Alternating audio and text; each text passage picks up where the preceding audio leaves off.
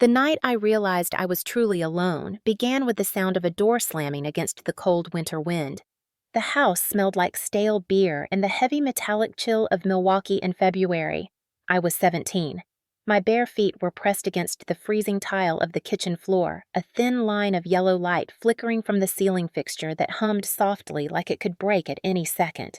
I remember clutching a chipped mug in my hands, not because I wanted tea, but because the heat from it was the only warmth in the room. I heard his boots before I saw him. Douglas Kane, my stepfather. He stumbled through the back door like a storm with a heartbeat. His jacket was unzipped and flapping as he moved. His breath reeked of cheap bourbon and cigarettes. From the living room, I heard my mother's voice, Patricia's voice, tired, brittle, already halfway gone. They had been arguing again. Same fight, different night. My instinct was to slip quietly down the hallway and disappear into my room. That had become a skill over the years. Breathe shallow. Move slow. Do not make noise. But I did not move fast enough. His hand caught my wrist. It was rough and cold. His grip yanked me back toward the hallway light. I stumbled into the kitchen counter, my mug crashing into the sink. The sound of shattering porcelain ripped through the silence like a gunshot. His eyes were bloodshot pupils blown wide. He smelled like a man who lived at the bottom of a bottle. He slurred something about me looking just like my father. Not in a sweet way, in the way someone spits out poison. Patricia appeared at the top of the staircase. She wore her nightgown, her hair tied back. Her hands were clutching the railing. She looked at me but said nothing. Not a single sound. Douglas's fist connected with my stomach so fast I did not even process it until the pain spread like fire. My breath left my body. I folded in half, gasping for air that would not come. The room tilted. My knees slammed into the cold tile. I remember the taste of blood, even though there was no blood. It was the iron taste of fear. My mother did not run down the stairs. She did not shout. She did not scream. She turned her head away slowly. That was the moment something in me cracked. Douglas leaned down close enough that I could feel his breath against my cheek.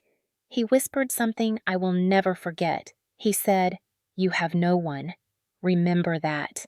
My body ached. My palms pressed against the tile as if I could push myself through it and disappear. I looked up at my mother again. The woman who had once tucked me in at night now stood frozen like a statue carved from apathy. Her eyes were dull. My pain meant nothing to her. When Douglas finally walked away, slamming the front door so hard the glass rattled, she stayed at the top of the stairs. She wrapped her arms around herself and turned toward the bedroom. The sound of her footsteps faded. The house fell into a heavy silence, the kind that presses on your ribs. I lay there curled up like a child, even though I had spent years pretending to be tougher than this. My stomach burned. My hands were shaking. The yellow light above flickered and hummed. I could hear my own heartbeat pounding inside my ears. In that silence, I felt something colder than the winter air. I understood that nobody was coming to save me. There was no one upstairs who would whisper, "It is okay." There was no neighbor listening through the wall. It was just me and the ache spreading through my body. When I finally pulled myself up, I leaned against the counter for support. My breathing came in short, sharp bursts.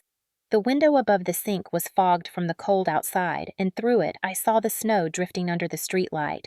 I had never felt so small in my life. I limped back down the hallway, each step pressing the ache deeper into my stomach. I passed the family photos on the wall. The perfect smiles, the staged Christmas pictures, the vacations. They felt like lies staring back at me. In my room, the walls felt too close. I shut the door quietly, locking it even though the lock had never truly stopped him. I slid down to the floor, clutching my knees to my chest. My breath fogged the air. I tried to make sense of why she had not moved, why she had just watched, why my mother, my own mother, had turned away from me when I needed her the most. I could not find an answer. The clock on the nightstand blinked 12:47 a.m. I pressed my palm against the bruised skin on my stomach. The cold from my hand met the heat of the pain, and it stung. I whispered to myself, barely audible, "You have no one." The same words he had used now living in my throat. Tears burned down my cheeks hot against my frozen skin. But beneath the pain, something else started to take shape. Not strength. Not yet. Just a quiet promise to myself. This night would not be forgotten. Before we continue, if you have ever survived something you thought would break you, tell me where you are watching from. I pulled myself onto the bed, still curled up. My body hurt, but the ache in my chest was worse than the bruising. It was the realization that the person I had always hoped would love me unconditionally had already chosen a side, and it was not mine. The radiator hissed. Outside, snow fell against the window in thick, soft sheets. Inside, silence expanded until it filled the room like a second skin. That was the night I learned exactly what it meant to be on my own. I stared at the ceiling wide awake. Every creak in the house sounded like danger. Every gust of wind outside sounded like goodbye. My hands trembled beneath the blanket. I knew nothing would ever be the same after this. That was the blow that started everything. When I think about the years before that night, I can still smell the faint mix of old coffee and floor wax that always hung in the air of our house. It was not a real home. It was a stage where everything looked fine to the outside world, but felt like quicksand inside. Patricia married Douglas when I was 9. At first, he was charming. He bought me a small snow globe from a gas station on their honeymoon and said he wanted to be my dad. I remember turning it over and watching the glitter swirl, believing that maybe things could be good. For a short while, he acted like a man who cared. He helped with homework, made pancakes on Saturdays, and drove me to robotics club meetings. I clung to those moments like a starving kid clutching crumbs. But small cracks began to show. He started making little comments about how I should not eat so much because food costs money. He told me I was too loud when I laughed. He rolled his eyes when I brought home good grades. By the time I turned 10, the warmth had drained from the house like heat slipping out of an open window in midwinter. Patricia changed too. She used to sit on my bed reading bedtime stories in her old nurse scrubs, still smelling faintly of antiseptic and peppermint gum. After she married him, she spent her nights on the couch with a glass of wine, saying she was tired. She stopped asking about my day. She started telling me not to bother Douglas when he was in his chair. Douglas slowly took control of everything. He decided when we ate how loud the TV could be, who could visit. He stopped my friends from coming over after school, saying they made too much noise. He made comments about my clothes, my posture, even how I breathed. He called me know-it-all when I asked too many questions about science or technology. The way he said it felt like a slap, even when he didn't touch me. Patricia began echoing him. When I asked why my friends couldn't come over, she said Douglas needs his space. When I said he scared me, she told me to stop being dramatic. I learned quickly that no one in that house would take my side. At 13, I made her a birthday cake from a recipe book I borrowed from the library. I had saved my allowance to buy the ingredients. I stood nervously as she walked into the kitchen, expecting a smile or even a small thank you. She glanced at the cake, poked it with a fork, and said it looked clumpy. Then she walked away to refill her wine glass. I stood there in silence with sugar still dusted on my hands.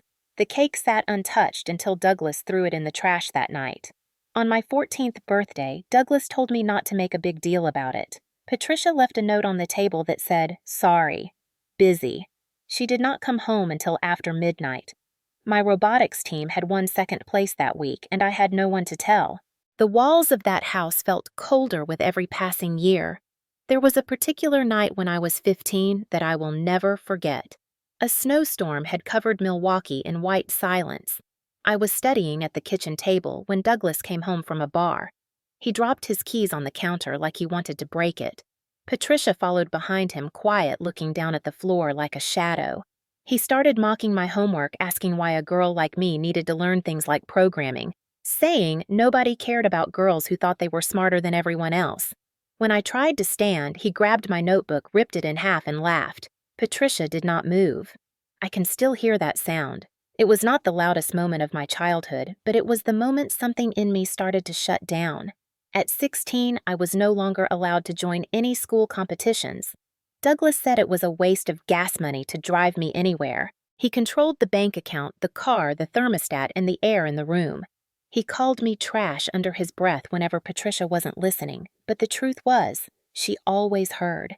She just never said anything. She was a nurse, a woman who used to fix people, but she let me rot quietly in my own house. That was the kind of cruelty I learned to fear the most. Not the loud kind, the quiet kind, the kind that stands on the staircase while a man hurts your daughter and chooses to turn away. I built small islands of hope where I could. My room became my fortress. I taped little notes on the inside of my closet door that said, "Keep going, or one day this will end." They were childish at first, but as the years passed, they became my only voice. I stopped bringing friends home. I stopped celebrating birthdays. I learned how to make myself smaller, quieter, invisible. When I was 16, my robotics teacher, Mrs. Hawthorne, asked me why my mother never came to events. I shrugged. I had long run out of words to explain something that had no clean explanation. Home had become a place where I walked on eggshells, where every sound could turn into an explosion, where every kindness could be snatched away the next second. It was a house that looked normal from the sidewalk. White siding, a small porch with a swing, neat garden Patricia kept for the neighbors to admire. But inside, it was a cage, a place where I learned that love could look like silence, where birthdays could taste like cold air, where a child could become invisible while her mother watched. That was the first crack. Not the punch, not the note. It was the years of little betrayals of words unsaid, of eyes turned away. That house was never a home. It was the stage where my heart learned to expect nothing. The morning they left began like any other cold Milwaukee spring morning, gray and quiet, with the air smelling faintly of melting snow and stale coffee. I was 17, tired from my overnight shift at the bakery. My shoes were still dusted with flour as I walked the 2 miles home before dawn. I remember rehearsing what I would say to my mother about my plans to apply for a scholarship. I had filled out the forms by hand because the library printer was broken, and I thought maybe if I showed her I was serious about getting out, she would at least pretend to care. When I turned the corner onto our street, something felt wrong. The house looked naked. The blinds were up, the porch light off the car gone. I stepped inside and the air hit me like an empty room does when everything that made it familiar is gone. The furniture was missing. The walls echoed. Even the ticking clock that used to hang above the doorway was gone, leaving behind a pale circle of clean paint. I dropped my bag onto the floor and it made a sound that was too loud in the silence. On the kitchen counter where my mother used to leave grocery lists or scrawled reminders lay a single folded piece of paper. My hands were cold as I opened it. The handwriting was hers. Neat, clinical. "You're strong. You'll figure it out." That was it. No explanation. No goodbye. No forwarding address. Just 8 words and a clean counter. I stood there frozen for what felt like hours, staring at the paper as if it might change. My heart pounded so loudly I could hear it echo in my ears. I called her phone. It went straight to voicemail. I tried Douglas's number. Disconnected. I opened the drawers out of instinct. Empty. I ran upstairs. Closets bare. The bed stripped. No toothbrush in the bathroom. No trace of them anywhere. It was as if they had erased themselves overnight. I went to the neighbor's house knocking with shaking hands. Mrs. Peterson answered, still in her robe, holding a cup of coffee. She looked surprised to see me. "Oh, honey, they left a couple days ago," she said casually, like it was nothing. "Said you were staying with friends." You didn't know I felt the ground tilt beneath me. I shook my head, muttering something that wasn't even words. Her face changed then, a flicker of awkwardness. She offered to call someone, but I mumbled no and backed away. I walked back into the house that was no longer a house and sank onto the floor in the kitchen, my back against the cabinet. The paper lay next to me like a weapon. The sun was coming up outside, but the room felt darker. I picked up the note again and read the words until they blurred. "You're strong. You'll figure it out." That was my mother's love letter. A woman who once bandaged my scraped knees had left me like an old lamp she no longer wanted. By noon, the landlord came by. He had a clipboard in his hand and a sympathetic look that wasn't really sympathy. He told me they had canceled the lease early and I had until the end of the week to clear out. I didn't tell him I had nowhere to go. I just nodded like an adult. I packed what little I owned into 2 garbage bags and a backpack. Clothes, school papers, a few robotics trophies. a single snow globe Douglas had given me back when he still pretended to care. I sat on the floor of my empty room for hours, my knees pulled up to my chest, trying to understand how people who called themselves family could disappear without even looking back. That night, I didn't sleep in a bed.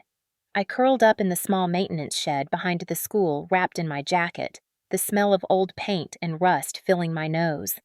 I stared at the ceiling beams through the dark, listening to the faint hum of the distant highway, wondering if this was really happening. At dawn, I walked to school like nothing had happened. No one noticed. No one ever noticed. I ate an apple from a vending machine for breakfast, pretending it was fine. That afternoon, I walked to the library and sat at one of the dusty computers looking up shelters and jobs I could take. But every page felt like a door that required something I didn't have. Identification, parental signatures, a permanent address. I had none of those anymore. Over the next few days, I bounced between couches, a friend's living room, a classmate's basement. But I always felt like an intruder. People my age were worried about prom and college tours. I was worried about where I would sleep next week. The last night before I ran out of places, I sat on the steps outside the school, watching the sky turn from blue to black, clutching my backpack like it might anchor me to the world. I pulled out the note from my jacket pocket and read it again. The edges were already starting to curl from how many times I had folded and unfolded it. "You're strong. You'll figure it out." That was the only thing my mother left me. Not even a goodbye hug, not a phone number, just 8 words. I felt something cold settle into my chest that night. It wasn't just pain. It was a kind of silence that wraps itself around your ribs and stays there. The silence of someone deciding you are disposable. That was the night I stopped waiting for anyone to come back. The first night I slept in the storage unit, the air bit into my skin like frozen teeth. It was March in Milwaukee, the kind of cold that sinks into your bones no matter how many layers you wear. I had taken the last of the cash I earned from the bakery and rented a small windowless unit that smelled like rust and dust. The man at the front desk barely looked at me when I handed him the crumpled bills. He gave me a code for the gate and a cheap padlock, never asking why a 17-year-old girl was renting a unit alone. It was easier that way. People rarely asked questions they didn't want the answers to. The space was just big enough for my garbage bags of clothes and a thin blanket I carried in my backpack. The concrete floor was cold and hard. I laid my jacket down first, then the blanket, then curled up on top of it, trying to make my body as small as possible. The metal walls echoed every sound from outside, a car door slamming 2 rows over, the wind howling through the gaps. My own breathing sounded too loud.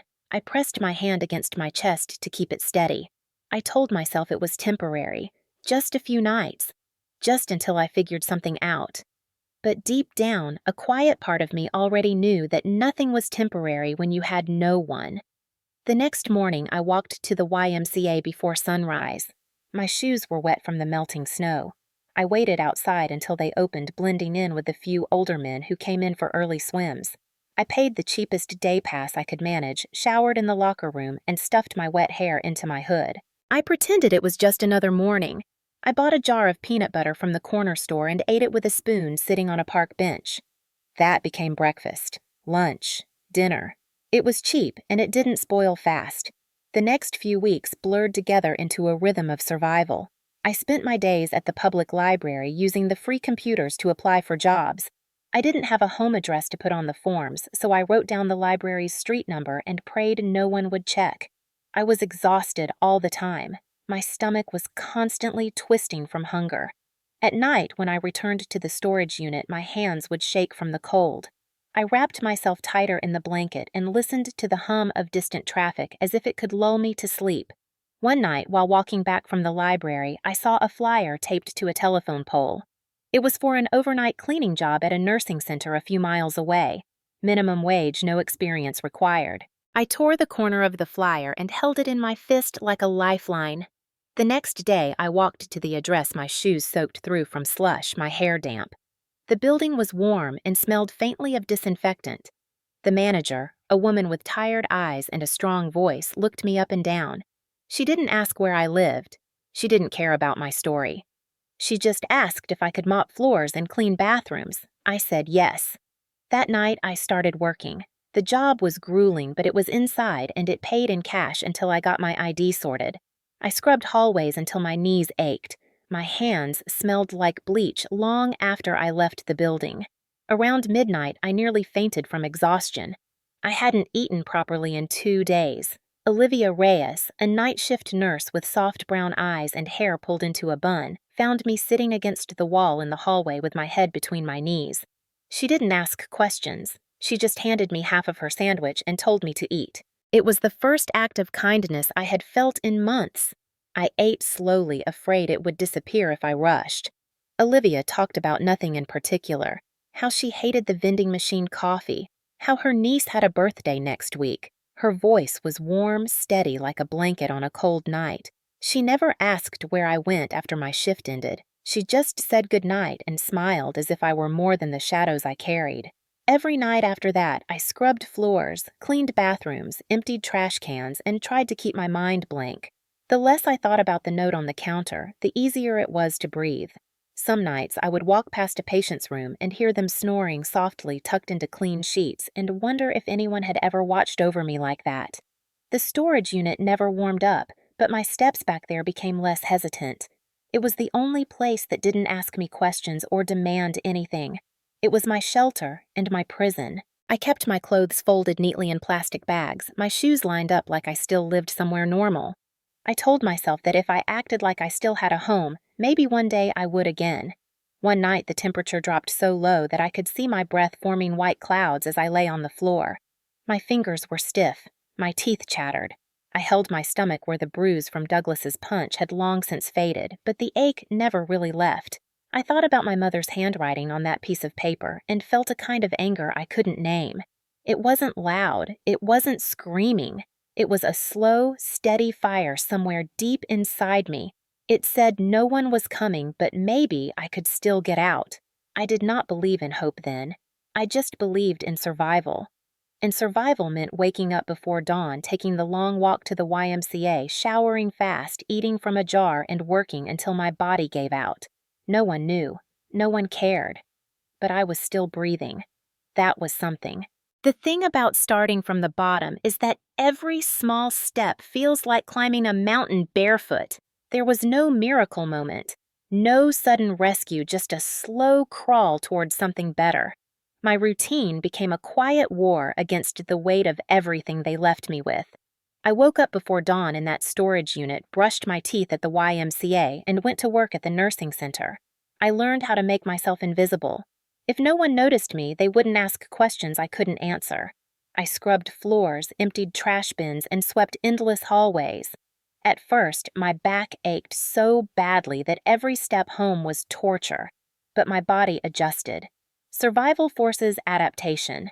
At night after my shift, I started sneaking into the public library before closing time. The warmth inside felt like stepping into another world.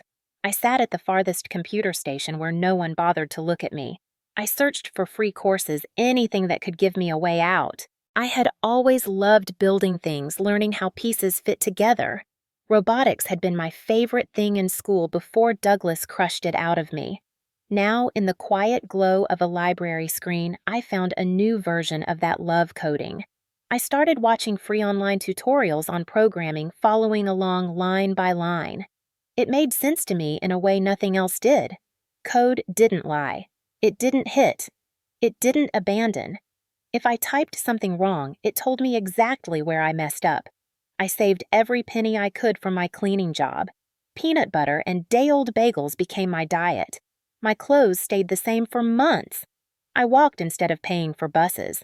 I told myself it was not forever, only for now. Eventually, I signed up for a GED program. The counselor didn't know I was homeless. I kept my answers short, my smile polite, my head down. I studied in empty corners, taking practice tests until my fingers cramped. I worked at night and studied by day. It felt impossible, but something inside me refused to stop. One evening, when I was mopping the floor near the nurse's station, Olivia leaned against the counter and watched me. She had that way of seeing people without prying too hard. She asked if I'd ever thought about applying for a scholarship. I laughed a sound that was more tired than amused, but she didn't let it go. She told me about community programs that helped kids like me, kids with no one. A week later, she handed me a folded brochure for a local nonprofit that offered grants for low-income youth who wanted to learn tech skills. She said, "Just think about it." That night, I lay on the cold concrete of the storage unit, staring at the ceiling, clutching that brochure like it was a lifeline. I filled out the application on a library computer the next day, my hands shaking the entire time. I didn't tell anyone, not even Olivia. A month later, I got an email. They accepted me. I sat in the library, tears blurring the screen, my hands covering my mouth to keep from making a sound. It wasn't a miracle. It was a crack in the wall I'd been trapped behind. I walked to work that night with something I hadn't felt in a long time, a quiet spark beneath my ribs. My schedule became brutal after that. Mornings at GED classes, afternoons studying coding at the nonprofit's computer lab, nights mopping floors until my feet went numb. I fell asleep in stolen minutes, sitting against the metal wall of my storage unit, dreaming about lines of code. But for the first time, exhaustion meant something. It meant progress. It meant one day I might not have to sleep on concrete anymore. When I passed my GED exam, I held the paper in both hands like it was gold. I didn't have anyone to call no family to celebrate with, but I walked to the park and sat under a tree, letting the wind hit my face. For once, I didn't feel invisible. Not entirely. I was 19 when I landed my first real job. It was an unpaid internship at a small startup that worked on healthcare software. It wasn't glamorous. I fetched coffee, tested bugs, did whatever they threw at me. But I was learning. I wore borrowed office clothes from a donation center. The CEO was young and impatient, but the engineers noticed how fast I picked things up. I stayed late, volunteered for every small task, and asked questions no one else bothered to ask. At night, I still cleaned floors, but during the day, I was building something that belonged to me. Olivia was the first person I told when they offered to hire me part-time. She hugged me right there in the hallway of the nursing center, and for a second I felt like I mattered. I rented a small room in a shared house after saving enough. It wasn't much, but it had a bed. A real bed. The first night I slept there, I cried quietly into the pillow. It wasn't just relief. It was grief for every night spent in the dark, believing I might never have this. I bought a second-hand laptop from a pawn shop. It was slow, but it was mine. Every night after work, I practiced coding until my eyes burned. By 21, I was a full-time software developer. By then, I no longer needed to lie about my address. The storage unit was long gone. The girl who once slept on concrete had built a life out of nothing but stubbornness and small steps. But the scar inside me from that night in the kitchen never disappeared. It lived beneath my skin, a reminder of why I could not afford to fall apart. I walked through life like someone always expecting the floor to collapse. But with each line of code, each paycheck, each quiet morning in my own room, I built a foundation beneath my feet. One step at a time. Success didn't arrive like a lightning bolt. It crept in like sunlight through a half-open curtain, slow and steady, until one day I looked around and realized my world no longer resembled the cold darkness of those Milwaukee nights. After years of working as a developer, I moved to Austin, Texas, chasing an opportunity that scared me and thrilled me at the same time. The city was warm, buzzing with energy, and full of people who didn't know anything about the girl who had once slept on concrete. I rented a small one-bedroom apartment near the tech district, the kind with creaky floors and cheap blinds, but enough light to make me feel alive again. The first morning there, I brewed coffee in my tiny kitchen and stared out the window at the city waking up. It was a quiet victory that no one else saw. I had made it this far on my own. Working for other people taught me how systems were built and how they broke. I saw how healthcare technology often ignored the people who needed it most. I saw older patients struggling with basic apps confused by endless logins and small print. That was where the idea began. Not as a grand vision, but as a whisper in the back of my mind. I wanted to build something better, something that helped people who reminded me of those patients I used to mop around at night. I wanted to build something that mattered. I used my savings to launch a small telehealth startup from the corner of my apartment. I named it Haven. The goal was simple. Create a platform that made virtual medical care easier for elderly patients. No fancy jargon, no complicated steps, just dignity. I coded every piece of that platform myself in the beginning, often working until dawn. Some nights my hands cramped from typing. Some mornings I stared at the screen with blurred eyes, exhausted but determined. I lived off cheap noodles again for a while, not because I was poor anymore, but because I was investing everything into the company. I pitched to local clinics and doctors. Most ignored me. Some laughed, but a few listened. I will never forget the day a small community clinic signed on as our first client. I sat alone in my apartment afterward and laughed until I cried. It was the same sound I had made in the library years earlier when I got that acceptance email. Hope was still fragile, but it was real. I started hiring contractors one by one, a UX designer from Houston, a back-end engineer from Denver, a marketing freelancer who understood exactly how to speak to seniors and their families. We were small but focused. We built fast, learned faster. By 25, Haven had its first round of seed funding. Investors shook my hand and told me they were impressed. They didn't know the whole story, of course. They didn't know that the girl standing before them had once lived in a storage unit and counted coins to buy peanut butter. I kept that part of me quiet like a sharp stone in my pocket. It kept me grounded. It kept me fierce. Success wasn't about proving them wrong. It was about proving to myself that they hadn't destroyed me. When the Series A funding came through 4 years later, I stared at the number on the contract with shaking hands. I could afford more than an apartment now. I could afford a home, a future, a life that didn't smell like fear. I walked into my office, which was now a real office downtown with glass walls and bright lights, and looked at the team I had built. Olivia stood among them now, our legal advisor. She had believed in me when I was invisible, and I made sure she was part of everything I built. Aaron Cole, a systems engineer I had met through a coding forum, became one of my closest friends and eventually the company's technical lead. There was something about people who had fought their way through life that made them stick together. The day I bought my first home, a modest but beautiful place in East Austin, I stood in the empty living room barefoot and silent. I could hear cicadas outside. The air smelled of fresh paint and possibility. I lay down on the wooden floor and pressed my palm against the boards, feeling the warmth of the sun against my skin. I remembered the freezing concrete of the storage unit and realized just how far I had come. The walls around me weren't cages anymore. They were mine. I decorated slowly, choosing everything myself. Plants on the windowsill, books on the shelves, a soft rug beneath my feet. No ghosts, no shouting, no fists, no stairs where someone would stand and look away. Just quiet, safe, real. Haven kept growing. We landed contracts with hospitals and insurance providers. By 29, the company was featured in a business journal. They wrote about me like I was some kind of wonder, a young female founder disrupting the telehealth industry. They didn't know the bruises, the cold nights, the note on the counter. They saw a polished story. I let them.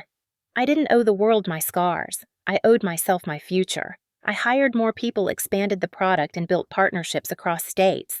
I sat in rooms with powerful people who had no idea I used to scrape gum off floors for minimum wage. I wasn't intimidated anymore. I had already survived worse than boardrooms and polished suits. I learned to speak with the same calm voice I used to survive my childhood. That calm became my armor. But even in the quiet moments when everything seemed steady, there were echoes. Sometimes at night, I would wake up in my new bed, heart-pounding, certain I heard Douglas's boots or Patricia's silence. But there was no one there. Just me. Just the life I built. I started therapy regularly not because I was falling apart, but because I refused to carry their ghosts any further than I had to. My therapist helped me understand the weight of what I had survived. She reminded me that my success didn't erase the hurt, but it meant they no longer had power over me. One day, I caught my reflection in the elevator mirror on the way up to a pitch meeting. I was wearing a navy suit, my hair neatly tied back, my laptop bag slung over my shoulder. For a moment, I didn't recognize myself. I looked strong, controlled, untouchable. But inside, I remembered everything. I whispered quietly to the reflection I made it, and I had. I had built a company that provided dignity to people who needed it. I had a home filled with warmth instead of fear. I had friends who were family. I had built something no one could take from me. But even then, I did not know that the past had a way of finding cracks in even the strongest walls. It was a warm Texas morning when the first sign of it arrived. I was sitting at my desk, sunlight streaming through the blinds, when I opened my inbox and saw the name that turned my stomach to ice. Patricia Kane, my mother. The past had found me. The email arrived on an ordinary morning, the kind of day that begins with coffee and quiet. Sunlight streamed through the tall windows of my office, painting the floor with soft gold. My team was already buzzing in the open workspace outside my door, their voices low, calm, familiar. I opened my inbox without thinking, expecting nothing more than investor updates or meeting reminders. But then I saw it. A name I hadn't seen in 15 years. Patricia Kane, my mother. The name looked strange on the screen, like a ghost in digital ink. My stomach dropped as if someone had pulled the floor out from beneath me. For a few seconds, I stared at the screen, frozen, my hand hovering over the mouse.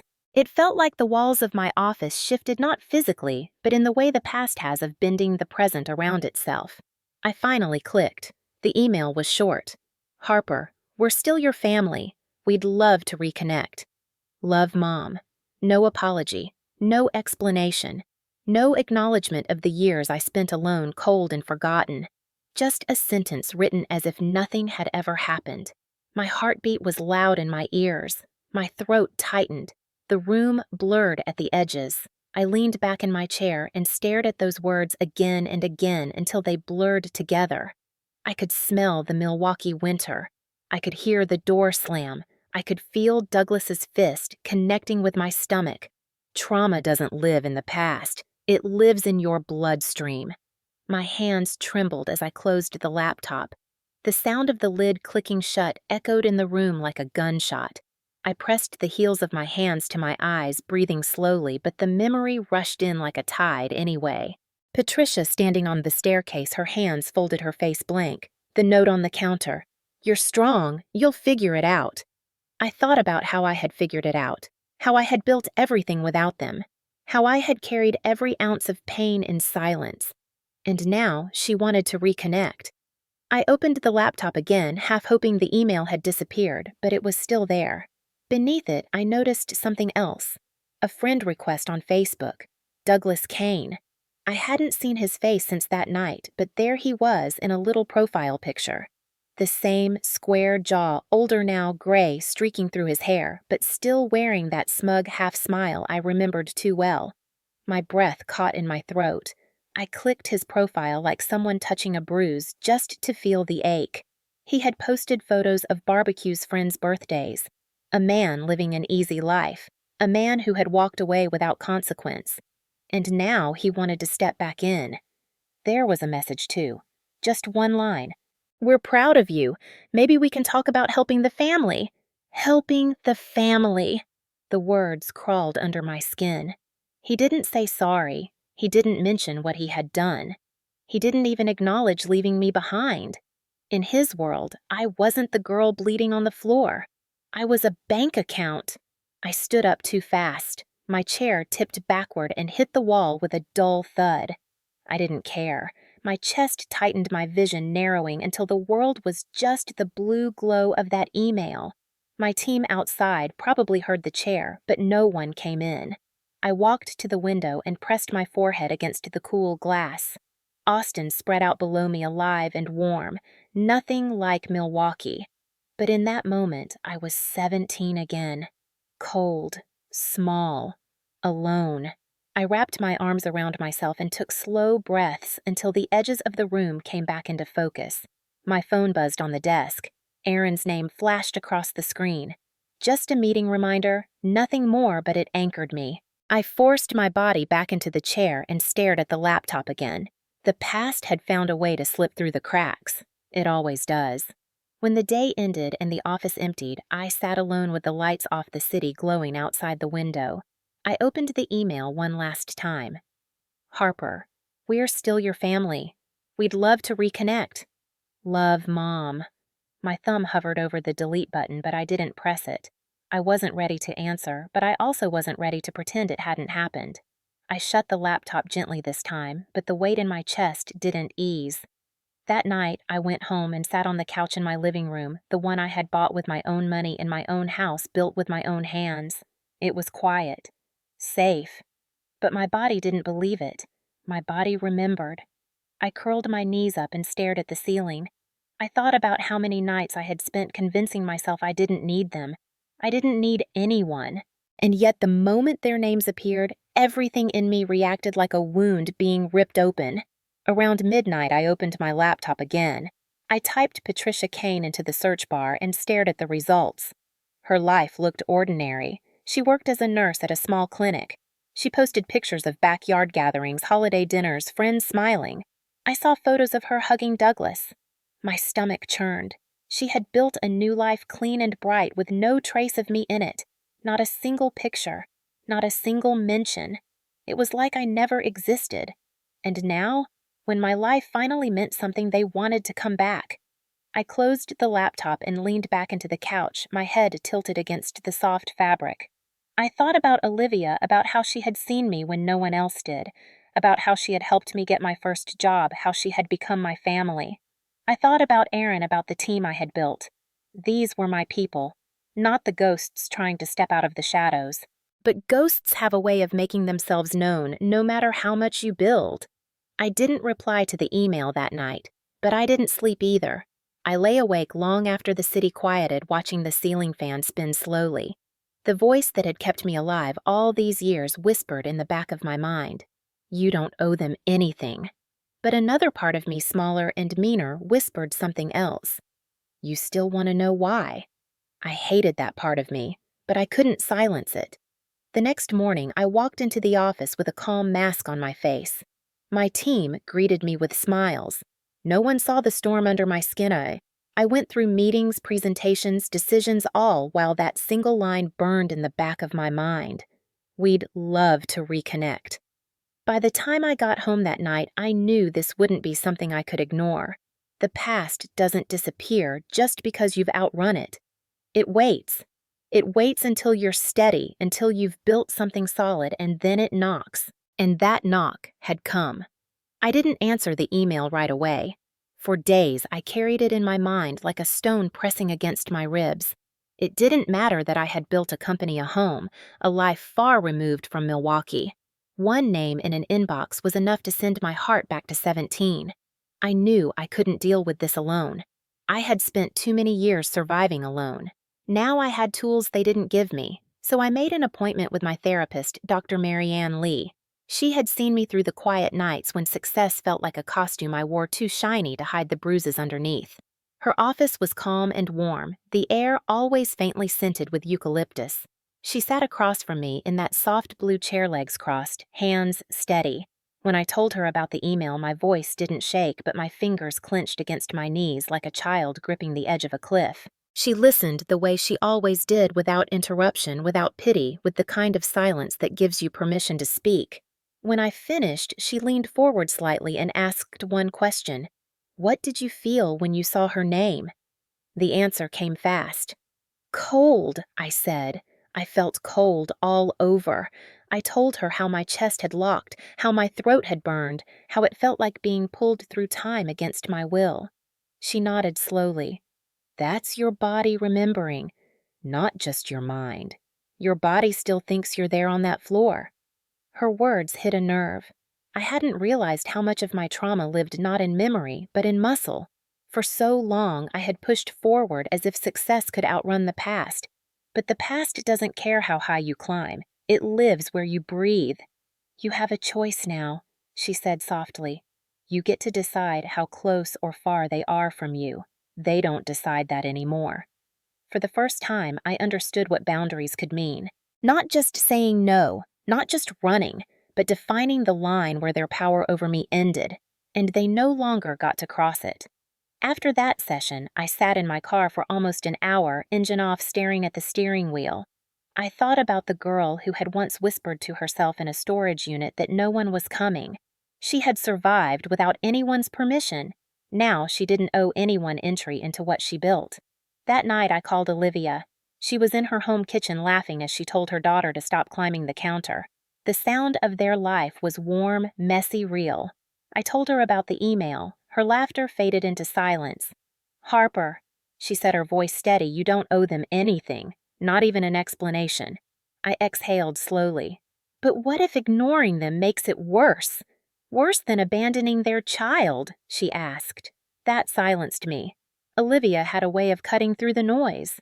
"If they want to come back," she continued, "they should meet your boundaries, not the other way around. And if they can't handle that, then they don't get you." The next day at work, I couldn't focus. My team talked about upcoming contracts, product features, deadlines. I nodded along, but the email was a steady pulse at the back of my mind. It wasn't just about a message, it was about what it represented. Patricia and Douglas had left me to freeze, convinced I would never rise. And now that I had built something solid, they wanted to feed on it like it belonged to them. That night, I sat at my kitchen table with my laptop open, the cursor blinking on a blank email draft. I didn't write anything at first. I just stared at it. My hands trembled slightly. This wasn't fear anymore. It was something sharper. Power. I could choose, and I didn't have to explain myself. Before I wrote, I opened my old storage box in the closet. It held the few things I had kept all these years, the snow globe Douglas gave me when I was 9, the robotics medal I won at 13, the note my mother left on the counter. "You're strong. You'll figure it out." I ran my fingers over the faded paper. I didn't cry. I had cried enough. But the weight of those words was different now. I had figured it out, without them. I typed a single sentence in reply to her email. What changed? I didn't say hi. I didn't say mom. I didn't pretend. I hit send. It wasn't revenge. It wasn't forgiveness. It was a line drawn in stone. 2 days later, she replied. Her message was long but hollow. She talked about missing me, about wanting to reconnect as a family, about how everyone makes mistakes. But nowhere in that email did she say, "I'm sorry." Nowhere did she mention the night she watched me collapse on the kitchen floor. She spoke as if I had simply gone away, as if she had never turned her back. That night, I read the email out loud in my living room, hearing her words echo in the quiet. They didn't break me. They didn't even shake me. They just confirmed what I had always known. She hadn't changed. She wanted access to my life, not accountability for what she had done. I forwarded the email to Olivia with no explanation. She called me 10 minutes later. "You see," she said, "they're coming back for what you've built, not for you." Her voice was calm, steady. I closed my eyes and nodded, even though she couldn't see me. After that call, I made an appointment with a lawyer to discuss legal protections. Not because I expected a lawsuit, but because I wanted control. I told Olivia I wanted no surprises. She agreed to help. For the first time, instead of feeling like a scared girl waiting for the next blow, I felt like a woman ready to defend the walls she had built. Therapy taught me something that changed everything. I wasn't that 17-year-old anymore. They no longer got to shape my world. They were visitors at the gate, and I got to decide whether they even stood on the sidewalk. The meeting wasn't impulsive. It wasn't dramatic. It was a decision made after days of silence therapy sessions and staring at my reflection until I could look at myself without flinching. I told Olivia I wanted to see them, not because I missed them, not because I needed closure, because I wanted the power back. For too many years they had lived in the shadows of my memory unchallenged. It was time to put them in the light. I chose a cafe in downtown Austin, a public place with big windows and a steady flow of people. No hidden corners, no rooms where fear could creep in. Olivia insisted on being nearby, sitting at a different table with a book she wasn't really reading. I arrived early deliberately. I wanted to feel the ground before they walked in. I ordered black coffee, even though I hated it, just to keep my hands busy. The bell above the door chimed 15 minutes later, and there they were. Patricia and Douglas. They looked smaller than I remembered. Or maybe I had grown. Patricia wore a beige cardigan and her hair was streaked with gray now. Douglas was heavier, his hair thinned at the top, his cheap suit straining at the buttons. But his eyes were the same, sharp, cold, the kind of eyes that always scanned for weakness. Patricia saw me first. She hesitated for a second, then walked over with a smile that didn't belong to the woman who had left me behind. It was too soft, too practiced. Douglas followed her like a shadow, his hand resting on the back of her chair as they sat down across from me. For a moment, none of us spoke. The cafe's soft jazz music filled the silence. I stared at them, not like a child looking at her parents, like someone looking at strangers. Patricia finally cleared her throat. "You look successful," she said with a nervous laugh. I said nothing, I just watched her. She fiddled with her sweater sleeves the way she used to when she lied. "We've followed your work. Haven is everywhere. It's amazing, Harper. You've done so well." Her voice wavered at the edges. Douglas leaned forward, his fake smile stretched tight. "We're proud of you, kid." Kid. The word made my teeth clench. I wasn't a kid when he hit me. I wasn't a kid when they left me. I was their burden until I was their opportunity. "What do you want?" I asked. My voice was calm, controlled. It didn't tremble the way it did when I was 17.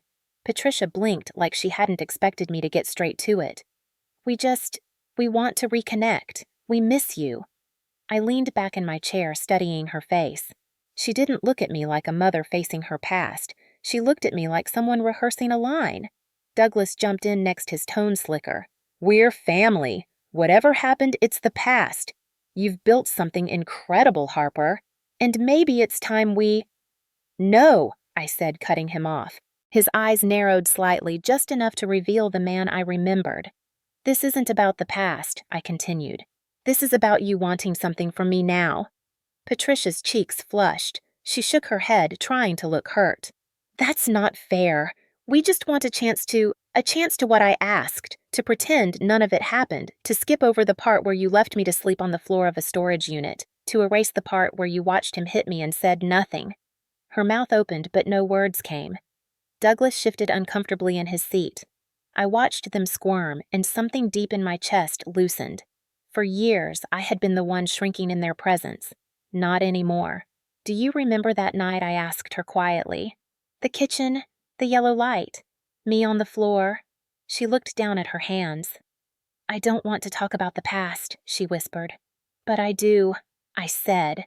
My voice was steady, almost frighteningly calm, "because I lived in it while you built your new life.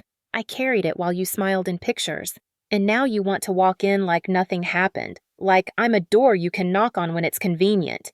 Douglas exhaled through his nose, irritation leaking through his mask. "Look, everyone makes mistakes. We can't change what happened, but we can move forward." "No," I said again. "You can move wherever you want, but not through me." Patricia's eyes filled with tears then. Real or fake, I couldn't tell. Once that would have torn me apart. But now, watching her try to reach for something she threw away, I felt nothing but a cold kind of clarity. "I needed you," I said softly, "and you chose to look away." She reached across the table and I pulled my hands back before she could touch me. Her fingers froze midair before curling back into her lap. Douglas straightened, trying to regain control of the conversation. "You've got money now," he said, his tone shifting. "We're not asking for much, just some help. You're doing well. Family helps family, right?" And there it was. The truth, not love, not guilt, just need. I leaned forward, meeting his gaze. "You left me on the floor," I whispered. His jaw tightened. Patricia let out a small sound, maybe a sob. The cafe's music kept playing softly, the world moving on around us while everything that mattered happened in the space between us. "This is me being very clear," I said. "I have nothing for you. Not money, not time, not space in my life. You are not my family. You gave that up." I stood up. Patricia reached for me again, but I stepped back. "Please," she whispered. "We just want another chance." "You had a chance," I said. 17 years old, cold floor, empty house. That was your chance." Douglas muttered something under his breath, but I didn't care to listen. I picked up my bag and straightened my shoulders. Olivia closed her book at the corner table and stood too ready if I needed her. I looked at them one last time. They looked older, smaller, powerless. Not monsters, just people who had chosen cruelty over love. Goodbye, I said, and walked out. The sun outside was blinding. The air was warm against my skin. I stood on the sidewalk and inhaled deeply as if breathing for the first time in years. Behind me, through the cafe window, they still sat at the table, shadows against the light. For the first time in my life, I walked away and didn't look back. I thought walking out of that cafe would be the end of it. For a few days, it almost was. The world returned to its usual rhythm: emails, product meetings, late nights in front of glowing screens, coffee runs with Aaron, small jokes in the elevator. I let myself believe that maybe they would just fade back into the shadows they had crawled out of. But ghosts don't disappear. They push until you make them stop. It started with flowers. A bouquet of white lilies delivered to my office with a card that read, "We just want to talk. Mom." The handwriting made my skin crawl. Patricia had always signed her name like that, a small flourish on the M, the same signature that had sat at the bottom of the note she left on the counter when I was 17. I threw the bouquet in the trash without reading it twice. But that was only the beginning. 2 days later, my building concierge told me there had been a man waiting outside the lobby. He described him easily. Douglas, cheap suit, gray hair, the same jawline that haunted my nightmares. He hadn't done anything illegal, just stood outside smoking, watching. That was enough to make my hands shake when I unlocked my door that night. The old cold feeling slid down my spine. I told myself I wasn't 17 anymore. I locked the door, checked the windows twice, and sat on the couch in the dark for a long time, letting my heartbeat settle. The next morning, there was a letter in my mailbox. No return address, no stamp, hand-delivered. "You don't get to shut us out forever, Harper. We're family. We just need help." That was the line. It wasn't a threat, not exactly, but it wasn't love either. It was the same tone Douglas used when I was little, the voice that expected obedience. I could hear it between the lines. I contacted Olivia that afternoon. She didn't hesitate. "We're filing for a restraining order," she said. "We're not waiting for this to escalate." I met her at her office after hours. She spread the documents out on her desk with calm efficiency, explaining each step. I sat there feeling both numb and on fire as she read aloud the language of protection, prohibited contact, restricted distance, legal consequences. It was surreal hearing the law wrapped around my pain like armor. "We'll file this first thing tomorrow," she said. "And Harper, listen to me. You're not that kid anymore. You don't owe them safety." I nodded slowly, but that night's sleep didn't come easily. I dreamt of Milwaukee. I dreamt of that night in the kitchen. Except this time I wasn't 17 on the floor. I was 32, standing staring at Douglas as he hit the air, unable to touch me. The next morning I walked into the courthouse with Olivia beside me. The building was cold, sterile, a place where people came to draw invisible lines that determined how close others could get. I stood in line behind a woman holding her toddler and a man with bruises on his face. We were strangers, but the quiet in that hallway was the same. The language of survival is silent. Filing the petition felt both empowering and terrifying. I gave the clerk the letter, explained the flowers described the nights I checked my locks twice. They asked me to recall dates. I did. They asked if there had been threats. Not yet, but I knew how this kind of man worked. Olivia handled the legal parts while I stood still clutching the strap of my bag like it was the only solid thing in the room. The hearing was scheduled for the following week. When I walked out of the courthouse, the sun hit my face and I felt a shift inside me. For years, Douglas had been the one in control. Now the system would have a say. I didn't expect him to respect the law. Men like him never really believe rules apply to them. But I wasn't standing in a kitchen anymore. I was standing behind a wall he couldn't easily cross. The night before the hearing, I saw him again. Through the peephole of my door just for a second. A shape at the end of the hallway. A cigarette ember glowing in the dark. My hands went cold, but this time I didn't freeze. I called the police. By the time they arrived, he was gone. But the report was filed. Another line drawn. At the hearing, Patricia sat 2 rows behind Douglas, her hands folded in her lap like she was praying. She looked smaller than I remembered. Maybe that was the trick of time. Maybe it was me standing taller now. Douglas stared straight ahead, jaw tight, shoulders squared. He didn't look remorseful. He looked entitled. When the judge asked him if he had anything to say, he smirked and muttered something about just wanting to talk to my daughter. My stomach clenched. He still saw me as a child, someone he could order around. But when it was my turn, I stood. My voice was clear. I told the judge about the night in the kitchen, about the note on the counter, about the storage unit and the flowers and the cigarette outside my building. I didn't cry. I didn't shake. I spoke like someone telling the truth she had carried too long. When I finished, the judge didn't look at me with pity. She looked at Douglas with the kind of firm, steady authority he had never respected in me. The restraining order was granted for 3 years. No contact, no proximity, no excuses. He slammed his hand against the table when the judge spoke. That sound, the dull, heavy slam of his hand, made my heart jump for just a second. But then I breathed. This wasn't Milwaukee. He wasn't the man in control anymore. After the hearing, Patricia tried to catch me in the hallway. She reached out whispering my name like a plea. I walked past her. I didn't owe her my gaze. Outside the courthouse, Olivia squeezed my shoulder. "This doesn't just protect you legally," she said. "It reminds him that you are not his anymore." Her words settled in like bricks. Strong. Steady. That night, I installed extra security cameras around my house. Not out of fear, out of certainty. This time, if he came too close, I'd have proof. The next few weeks passed in a strange rhythm. At work, everything continued as usual. Investors, team meetings, product launches. But at home, the air was different. Quiet, but not suffocating. I checked the footage every night before bed. Most nights, nothing. One night, a glimpse of a car parked too long on the street. But nothing more. Patricia sent one more email. I didn't open it. Olivia documented everything. Every delivery, every unwanted letter, every shadow on my doorstep. Not because I lived in fear, but because I had learned to fight smart. One Friday evening, as I sat on the couch with a glass of wine, I realized something unexpected. For the first time in years, I wasn't holding my breath. The fear was still there like a scar, but it no longer ruled me. Douglas couldn't cross the line anymore, not without consequences.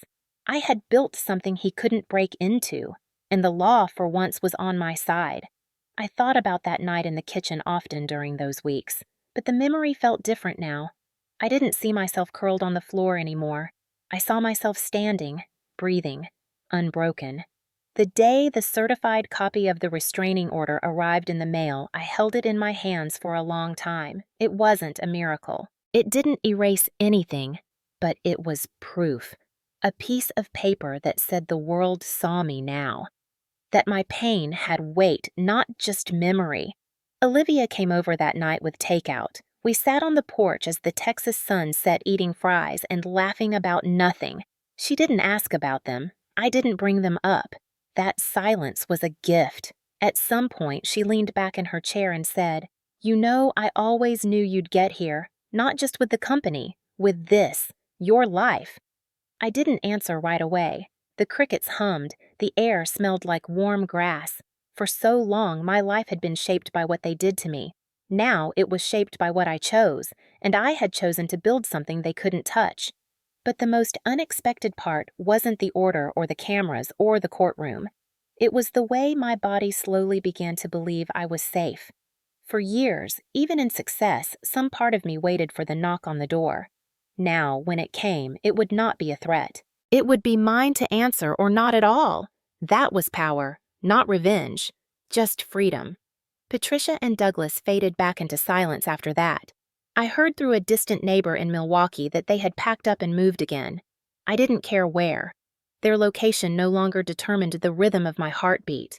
And when I walked into my house at night, locking the door behind me, the quiet wasn't heavy anymore. It was mine. All mine.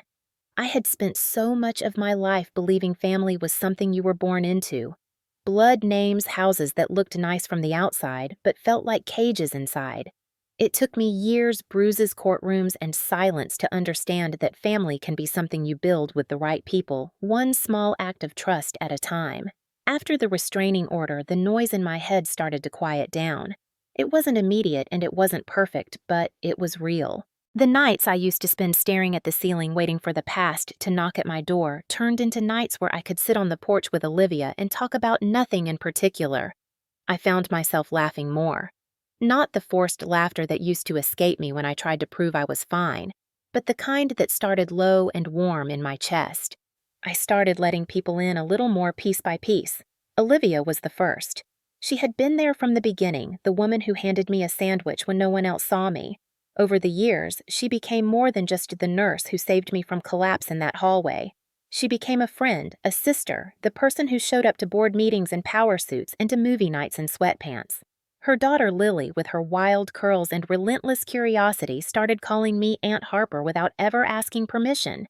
The first time she said it, something in me cracked open. It was a small thing, 3 simple words, but it was the first time family felt like choice instead of chains. Aaron became part of that circle too. At work, he was the calm center of Haven's storm, the one who cracked quiet jokes that made the team breathe easier on stressful days. Outside of work, he was the kind of friend who showed up with coffee when he knew I hadn't slept and never asked why. He was the one who drove me to court the day of the hearing, blasting music so loud it drowned out the noise in my chest. One evening, a few weeks after the restraining order, Olivia invited me to her house for dinner. I almost said no out of habit, but something in me wanted to try. I brought dessert from a bakery near my house, awkwardly clutching the box like I had never done anything so simple before. When I walked into her kitchen, the smell of garlic and tomato sauce filled the air. Lily was dancing barefoot on the tiles, spinning in circles. Olivia laughed as she stirred the pot on the stove, her hair tied up in a loose bun. Aaron was already there, leaning against the counter with a beer in hand. They made space for me without needing to say it out loud. We ate at the kitchen table, not the fancy dining table Olivia never used, just a worn wooden table covered with mismatched plates. Lily talked about her school project. Olivia teased Aaron about his terrible taste in music, and for the first time in a long time, I didn't feel like an outsider watching someone else's life. I was in it, present, breathing. After dinner, we sat on the back porch with fairy lights overhead and a warm Texas breeze against our skin. Olivia leaned back in her chair and sighed. "You know," she said softly, "you don't have to do everything alone anymore." I didn't answer right away. My instinct had always been to survive alone, to keep everything locked behind the same steel walls that had kept me alive all those years. But the thing about building something solid is eventually you have to let people stand on it with you. Aaron clinked his beer bottle against the railing and added, "Yeah, it's okay to let people in, Harper. We're not going anywhere." Lily fell asleep on the porch swing halfway through the conversation, her curls tangled against the cushion.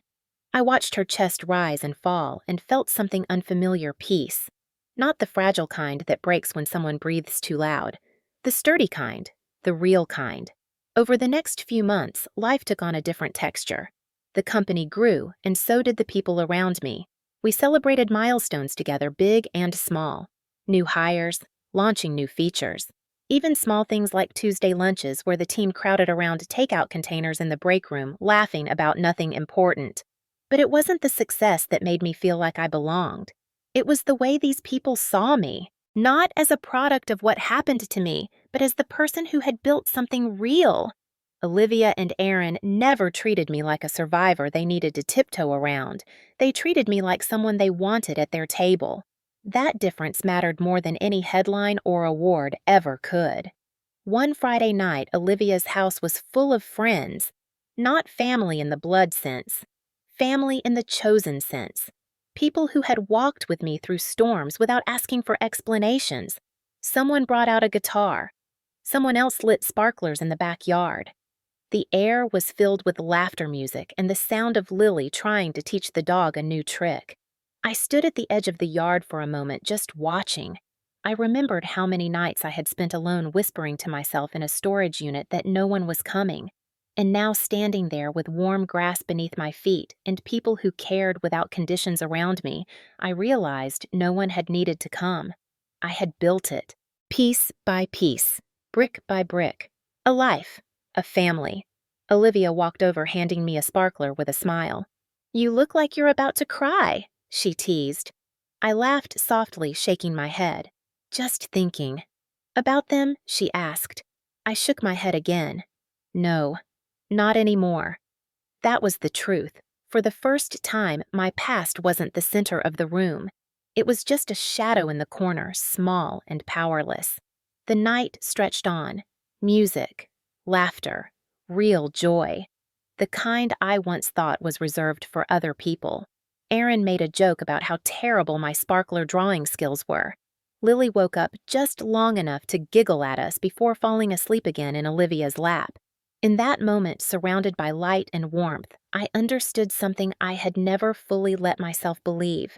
Family isn't who shares your blood. Family is who stands beside you when your blood turns cold.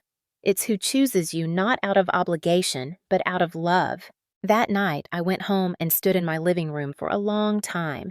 The house was quiet, but it didn't feel empty. It felt full, even in the silence.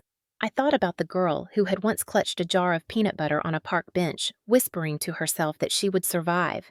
She had, and she had built something beautiful. I poured myself a glass of water, walked out onto the balcony, and looked at the Austin skyline glowing in the distance. For years, the idea of family had been something that hurt. Now it was something that healed. Patricia and Douglas were still out there somewhere, probably still bitter that I hadn't played the role they wanted. But they were no longer the gravity pulling at my chest. The gravity was here now in the people I chose, in the laughter on Olivia's porch, in Lily's sleepy voice, in Aaron's quiet jokes, in every step that belonged only to me. It was quiet that night. The good kind of quiet. The kind that comes when the ghosts stop knocking because they realize they don't live here anymore. The letter arrived on a quiet Tuesday morning in spring, tucked between a utility bill and a grocery flyer. I almost didn't notice it at first. It was plain white, no return address, the handwriting uneven but familiar. Patricia. My chest tightened, but it was different this time. There was no rush of panic, no shaking hands fumbling with locks. Just stillness. I stood by the kitchen counter with the sunlight slanting through the window and turned the envelope over in my fingers. It was thin, weightless, just like her words had always been. For a long moment, I considered throwing it in the trash without opening it. That would have been easy. But closure doesn't always come easy. Sometimes it comes quietly on an ordinary morning in an envelope you almost didn't open. I slid my finger under the flap and unfolded the paper. There was only one page. Harper, it began. I know I don't have the right to ask for anything from you. I know I failed you. I'm sorry. The handwriting wavered halfway through the sentence as if she had hesitated. I read it again slowly. I'm sorry. 2 words I had never heard from her lips. Not the night I lay on the kitchen floor gasping for air. Not when I woke to an empty house. Not when she reappeared in my inbox pretending nothing had happened. And now they were here, small and late, but real. I set the letter down and stared at it. For years, I had imagined what this moment might feel like. I thought it would bring rage, or tears, or some cinematic swell of relief. Instead, I felt light. Not because the pain had vanished, but because it no longer owned me. Patricia's words didn't have the power to crack me open anymore. They were just ink on paper. I folded the letter carefully and walked to the fireplace in my living room. It wasn't dramatic. It wasn't revenge. It was just the right ending. I struck a match, watched the paper curl at the edges, blackening as the flames swallowed the words. I stood there until it was nothing but ash. For years, her silence had been a wound I carried like a shadow. Now it was just smoke drifting up and away. That night, I walked out onto the balcony. The Austin skyline glowed softly under a warm breeze. My life was quiet in the best way. No ghosts waiting in the corners, no footsteps at the door, just the sound of the city breathing. I thought about the girl I had been at 17 curled on a cold kitchen floor. I thought about the storage unit, the nights at the library, the first paycheck that felt like a miracle. I thought about how long I had carried their absence like a stone. And I thought about how I had built a life that was mine without them. I wasn't the girl they left behind anymore. I was the woman who had learned to stand without their permission. In the weeks after the letter, something inside me shifted in ways too quiet for anyone else to notice. I smiled easier. I slept through the night more often. I laughed without the weight of waiting for the next blow. I didn't tell Olivia about the letter right away. It wasn't because I was hiding it. It was because I didn't need to hand the weight to anyone else. When I finally mentioned it over coffee on her porch, she didn't ask to see it. She just nodded her hand warm on mine. "That's what freedom feels like," she said. Not loud, just steady, and she was right. I didn't need a final confrontation. I didn't need to hear her voice on the other end of a line. The chapter had closed quietly, and that was enough.